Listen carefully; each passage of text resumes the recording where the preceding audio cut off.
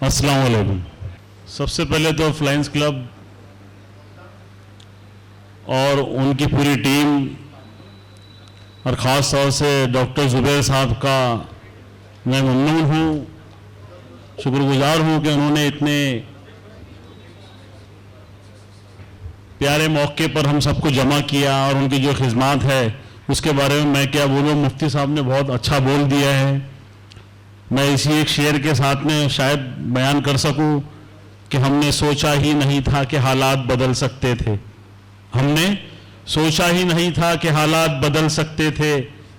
मेरे आंसू तेरी आंख से निकल सकते थे। हम थमे रहे झील की पानी की तरह, दरिया बनते तो बहुत दूर निकल सकते थे।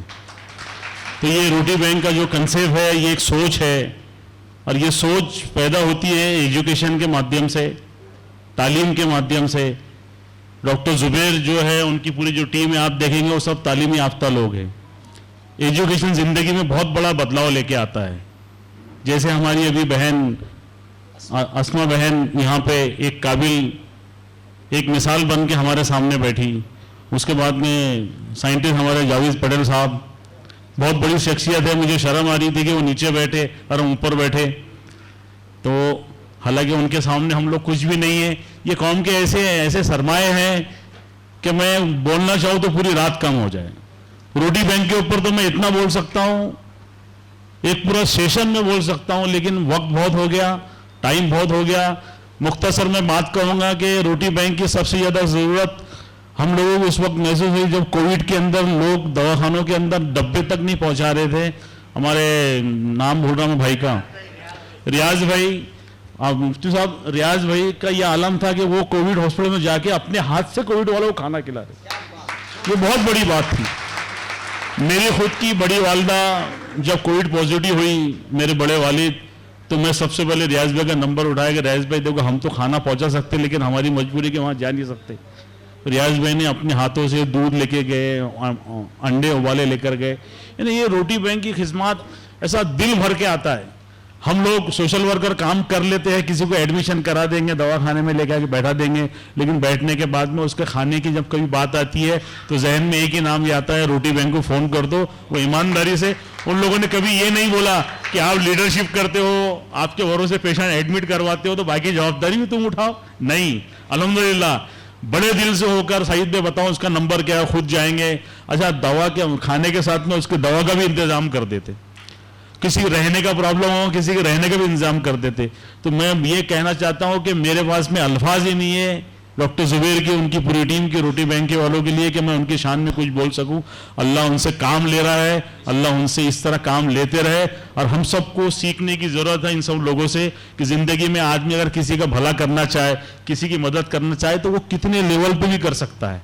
ना कि हम लोग, और ये जो काम कर रहे खाना खिलाने का, तो ये सूफियाना अंदाज है।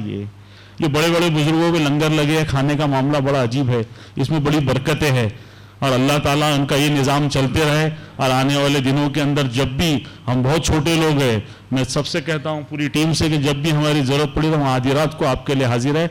आप लोगों ने मुझे यहाँ बुलाया, आपकी खुशी में शरीक होने का मौका दिया, इसके लिए मैं आप सबका, और ख़ास तौर से यहाँ पे जो आइकॉन जो चुने गए उनके लिए भी, और यहाँ पर जो मेरी बहन अस्मा बहन आई थी उसको भी, उनके वालिद साहब को भी, और तमाम लोगों को मुबारकबाद देता हूँ। और मुझे खुशी हो रही थी मुफ्ती साहब, जब मैं स्टेज पे पीछे बैठा था, सामने मुफ्ती थे, उसके बाजू में एक रिटायर्ड जज थे, उसके बाद में एक IAS अधिकारी हमारी बहन सामने बैठी थी, 2 पॉलिटिशियन डॉक्टर जीशान और अपना रफ़ीक सिद्दीकी साहब बैठे थे, और एक पत्रकार अपना शौकत अली साहब बैठे थे यहाँ पे।